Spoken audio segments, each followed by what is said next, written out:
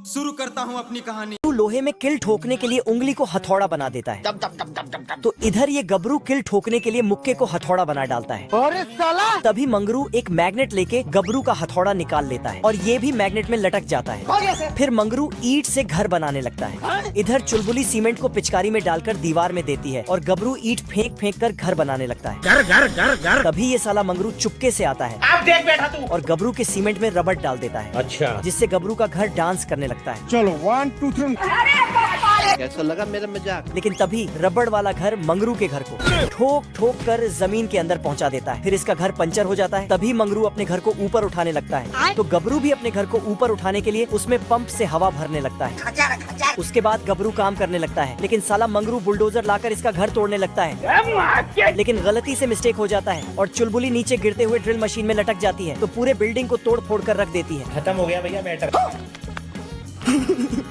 बहुत देर से बिल्ला और बतख मछली पकड़ रहा था, लेकिन जब कोई भी मछली हाथ नहीं लगता है तो ये मेंढक को नीचे जांच करने के लिए भेजता है। अबे किधर है बे? मेंढक नीचे आके देखता है कि मछली तो आराम से सो रहा है। अरे साला! तो उसको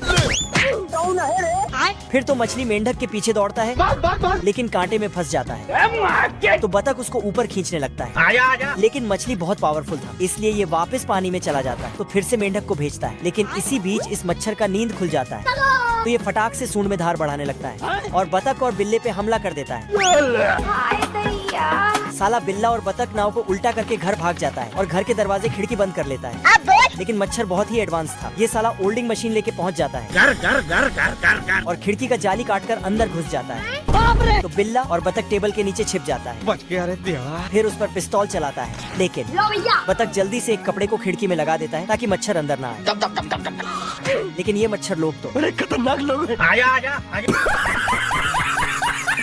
इस थैले में बिल्ली का बच्चा होता है, लेकिन जब खोलता है तब उसमें से चूहे का बच्चा निकलता है। तो ये इसको अपना बच्चा मान लेता है, क्योंकि ये बगुला सस्ता नशा करके बच्चों का डिलीवरी करता था। तू मुझे छोड़ के मत जाना। इसलिए गलती से गलत बच्चे को दूसरे जगह डिलीवर कर देता है। अरे मुझे चक्कर आने लगा। तो बिल्ली खुशी के मारे अपने नए बच्चे का अनबॉक्सिंग करता है, लेकिन उसमें से चूहा निकल जाता है। क्या? ये कैसे हो गया? तभी चूहे का बच्चा बोलता है मम्मी। तो बिल्ली चूहे को अपना बच्चा मान लेती है। लेकिन साला बिल्ला चूहे को खाने चाहता था। इसकी बीवी इसको समझा ही रहा था कि तभी ये साला जुगाड़ लेके आ जाता है अब तू याद देख।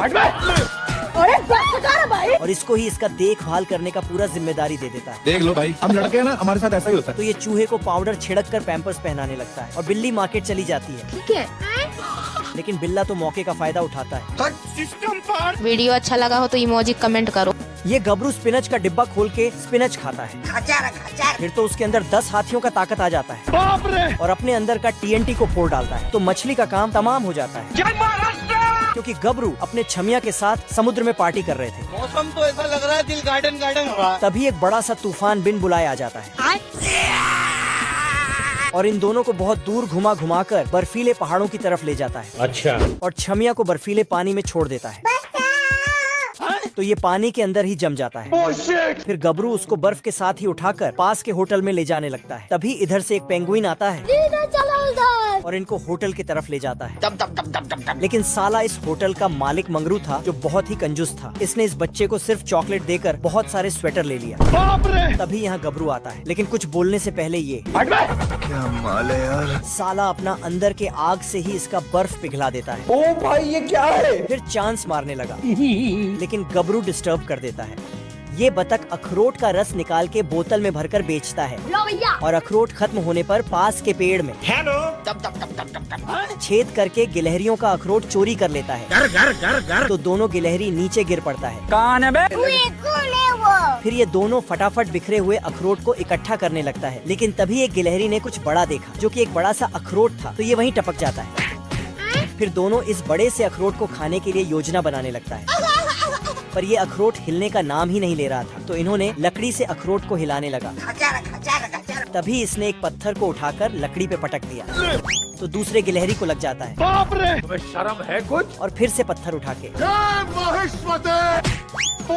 तो फिर से उसको लग जाता है। खत्म। उड़ जा, साले को छोड़ूंगा नहीं। अब इसको गुस्सा आ गया, लेकिन साला इसको ही लग जाता है।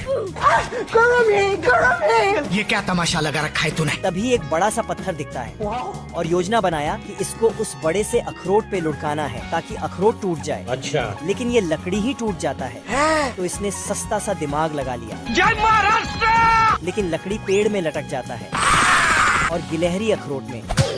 ये मुर्गा सिगरेट पे सिगरेट फूकते रहता है आज मैं मर गया भैया। क्योंकि आज इनका आखिरी दिन है। बाप रे। इसका मालिक आज इसको टपकाने वाला है। लेकिन मालिक जैसे ही सुबह उठता है अब देख तू। तो मुर्गा खिड़की में पेंट करके रात कर देता है। सारा रात सोया नहीं। लेकिन गलती से खिड़की का पर्दा खुल गया और सूरज भी पूरी तरह से आसमान की तरफ बढ़ पड़ता है। तो ये साला मुर्गा सूरज के रोशनी रोकने के लिए दीवार खड़ा कर देता है। पर तभी चर्च का बड़ा वाला घंटी बज पड़ता है। नहीं नहीं नहीं नहीं। तो मुर्गा दौड़ के जाके घंटी में लटक जाता है। दादा रे। फिर दौड़कर घर वापस आता है। लेकिन तब तक मालिक नींद से जाग चुका था और काम पर लग जाता है। तेरी बहन का। तो मुर्गा कुल्हाड़ी को छुपा देता है और मजे से डांस करने लगता है। लेकिन मालिक कुल्हाड़ी को ढूंढकर उसमें धार बढ़ाने लगता है। उससे मेरा क्या फायदा? बाप रे। तो ये साला जान बचाकर इधर उधर भागने लगता है। पर तुरंत ये हार मान लेता है। बेकार है भैया, मैं तो टूट गया। लेकिन फिर कुछ खुराफाती सोचने लगता है।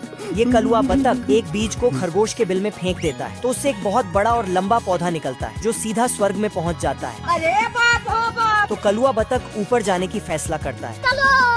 लेकिन ऊपर जाते जाते खरगोश के बेड से टकरा जाता है। तू रोकेगा मेरे को? मेरे पास तू रोकेगा? तो ये उसको फिर स्वर्ग पहुंच जाता है और खरगोश भी साले को छोड़ूंगा नहीं। लटकते लटकते ऊपर चला जाता है। साला बतख तो बड़ा बड़ा सपना देखने लगता है सिस्टम पार देंगे। जिससे इसके सामने बहुत बड़ा आदमी आ जाता है जो कि यहाँ का दानव था। बाप रे। फिर बतख बस। तभी खरगोश ऊपर आता है अच्छा। और ये बतख जान बचाकर भागता है। तो खरगोश इसको पकड़ लेता है। उठ जा। चल चल उठ, चल बहुत हो गया। फिर दानव इससे पूछता है वो कौन है जिसने बड़ा बड़ा सपना देखा। तो खरगोश बोलता यही है वो। साले का खोपड़ी तोड़। बाप रे। साले तू तू मुझे गलत मत बोल। दानव कंफ्यूज हो जाता है तो दोनों को पकड़ लेता है। चल। फिर इनको बर्तन में बंद कर देता है। गिलहरी अपने पेड़ का बर्फ साफ कर रहे थे। तभी ये बतख एक छोटा सा दिमाग लगाकर गिलहरियों को उठाकर दूसरे जगह कर देता है। तो गिलहरी फटाफट बतख के रास्ते का बर्फ साफ करने लगता है।